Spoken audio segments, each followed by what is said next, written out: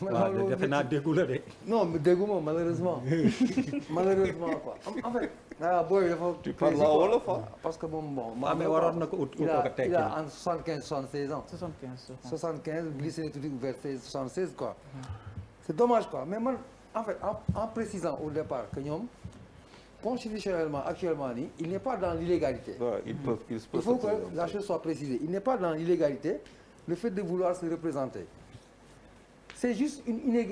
inélégance institutionnelle c'est-à-dire dafa joxe kàddoom. dafa taxaw jiite tout un peuple mu leen je tends vers tel dama leen di nekkatuma ci damay organiser dénk ko qui il veut wala nu mu ko bëggee yëpp ay détails la. mais ce qui est malheureux mooy kilifa nga yëkkati baat bu toll noonu ñëpp am espoir mais heureusement que il a la sagesse il a mu ñëw dellu fii xam nga lii lan lay. en n'étant pas ivoirien et je pense que ivoirien ils peuvent mën nañ jooy seen dëj je l'espère franchement je l'espère mën nañ jooy seen dëj président Ouattara lu mu def nii c'est comme si il y a 11 je prends l'exemple il y a 1 million d'Ivoiriens sur les 1 million amul benn doomu Côte d'Ivoire bu mën a gérer Côte d'Ivoire ça veut dire que en d'autres termes moom celui qu'il avait choisi pour mu remplacer ko continuer yor dëkk bi yàlla jëlee na ko fi li juddu li am bopp sax bopp si Côte d'Ivoire nekk ivoirien amul kenn ku mu liggéey boobu moom la woon rek ay waa ji kii yàlla yóbbu na ko moo fa des day dellu si waat c'est exactement l'interprétation qu'on peut en faire amul leneen c'est une insulte tu renonces à un pouvoir sur la base des convictions et des réalités quel que soit li mën a am respecte ta parole vis-à-vis de ton peuple amul benn Ivoirien bu mën a gérer Côte d'Ivoire amul.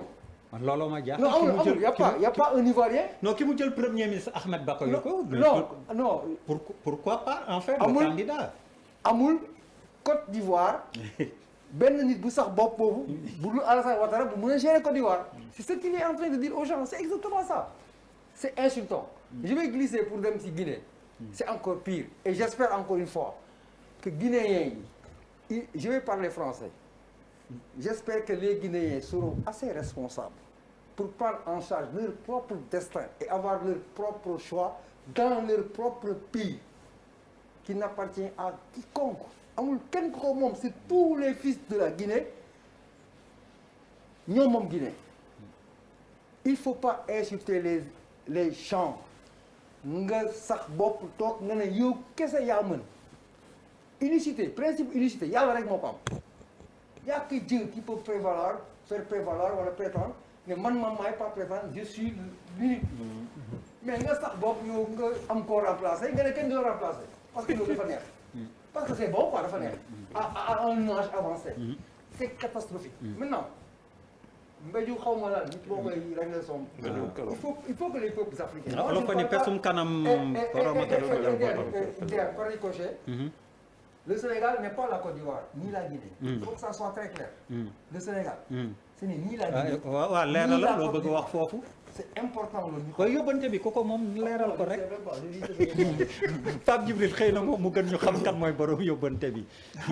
bismillah ci débat bi waxeet mujj na xew Côte d'Ivoire am na Guinée ne mbaa du am Sénégal it Sénégal pour l'instant nii oui nii non moo fi xewagum. non nga dafay poser problématique gu sunu njiiti rapport bi ñu am ak mandat rapport bi ñu am ak pouvoir ak la gestion même du pouvoir ak bu ñu xasee ba ñëw au pouvoir métamorphose yi nga xamante ni dinañ ko am coppiku yi nga xamante ni dinañ ko am seeni mbokk lay njëkk a jaaxal bu ci jógee jaaxal ñi nga xamante ni ñoo leen wër li ñuy soxla nag mooy ñu leen di waxal di leen wax lu leen neex ku leen wax dëgg it loolu rek la ñuy bañ ñu jëflante ak yow dàq la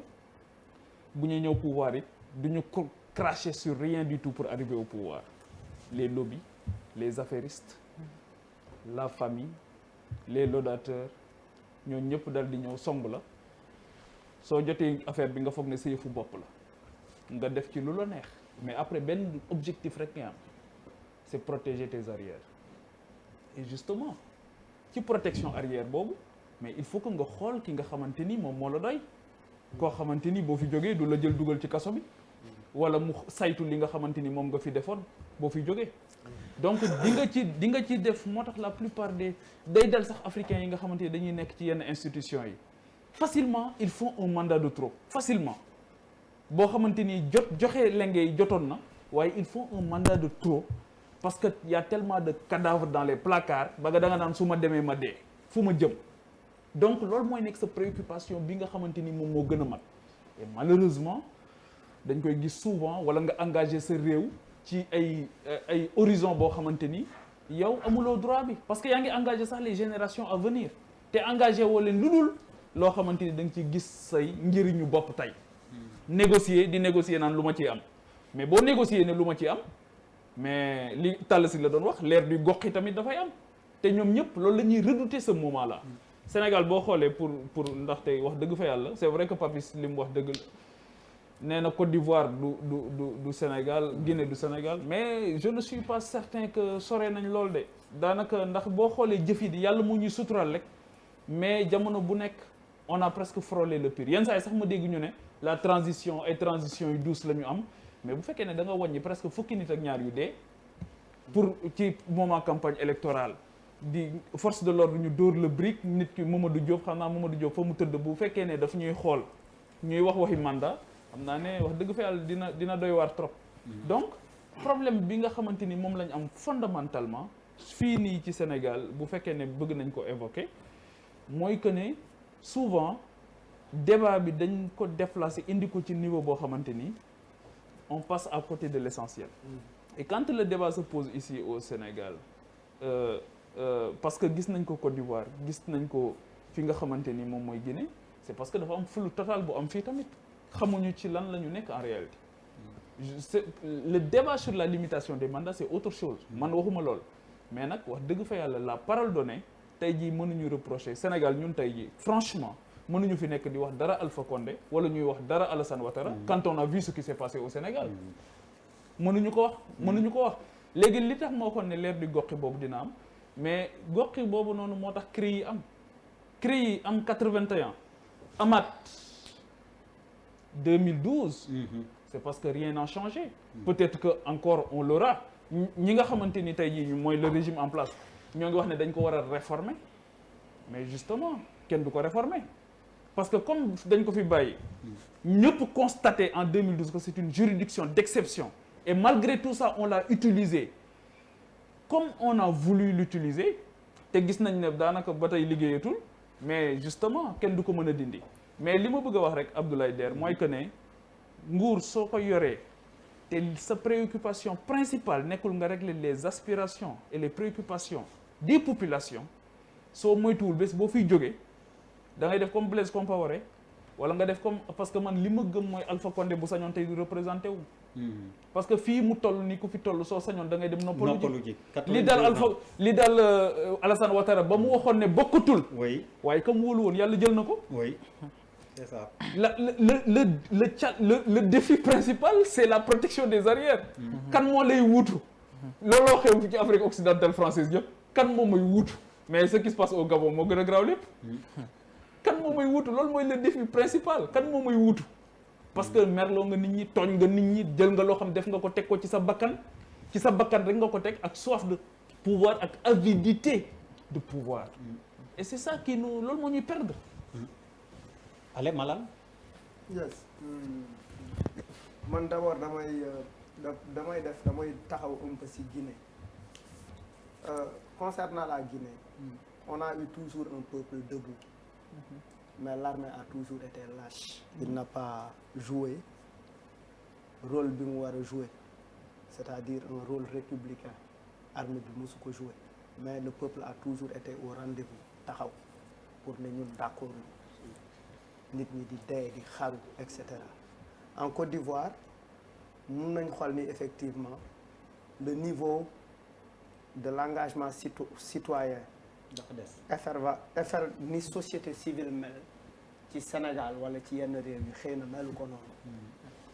mun nañ ko jàngatee noonu bu fekkee Alassane Ouattara jullit la c'est-à-dire kii dee war na ko mun a comprendre loo benn affaire bu ndaw mais affaire bi duñ ko analyser noonu niñ koy analyser mooy dafa am benn waay bu ne ci Facebook si on utilise la métaphore de la Covid par exemple Alassane Ouattara ak Condé sont testés positifs Macky mu ngi en quarantaine c'est-à-dire métaphore boobu j'aime bien cette métaphore là parce qu'en fait am na loo xamante ne sénégalais yi duñ ko seetaan je pense que Macky il a été témoin de lu am solo en 2012 nit ñi taxaw et il a eu le soutien de tout un peuple et il a été même c'est important que ñu rappeler ko moom moo le mot M23 bi gars yi di créer M23 di daje rado M23 le mot le nom ci moom la jóge moom moo ne nañ tuddee mouvement bi mouvement M23 loolu c'est important qu'il s'en rappelle donc les Sénégalais ne peuvent pas revenir en arrière mun nañ ne Alpha Condé est rattrapé par l'âge Kelle aussi est rattrapé par l'âge mais lim ñuy jàngal rek mooy quand on gouverne mal comme ni ko Pape Djibi waxee quand on gouverne mal on a envie effectivement de protéger ses arrières di xool effectivement ban nit laa fi teg pour que ëllëg su ma ñëwee pour que ëllëg man su ma demee que mais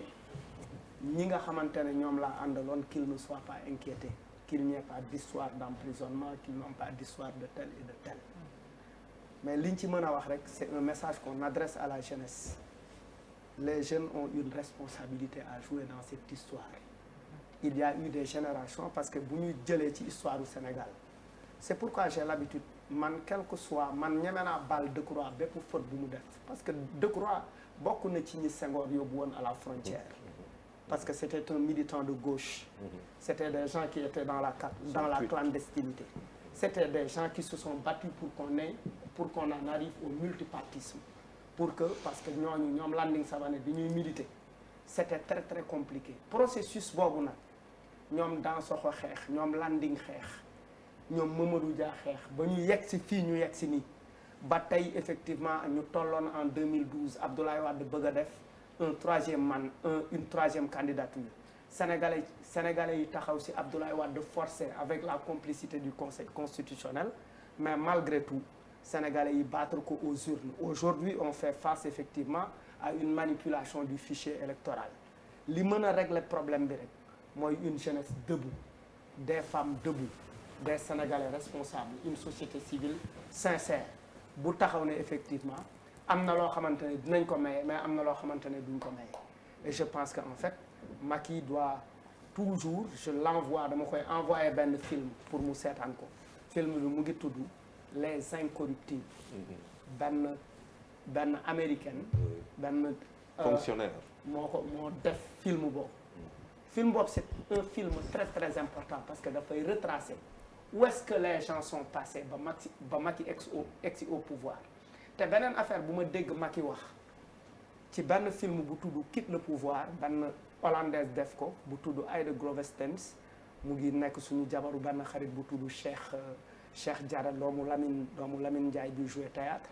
Aïda mu ngi Hollande def na benn film bu tudd Quitte le pouvoir ci film boobu j'ai entendu Macky Sall le dire Abdoulaye Wade ku baax la woon mais arrivé à un certain moment il a été corrompu par le pouvoir je ne souhaite pas en arriver là je ne souhaite pas que le pouvoir me corrompe donc c'est simplement des choses que j'ai envie de rappeler à Macky Sall parce que maa ko dégg ci gémmiñam mu wax ko à travers ay film yu ma seetaan et c'est très important parce que il ne faut pas sacrifier le peuple au nom de son propre plaisir. Charles. waaw jërëjëf Der tu me permettras de saluer Mewe Mewe je veux dire l'Afrique est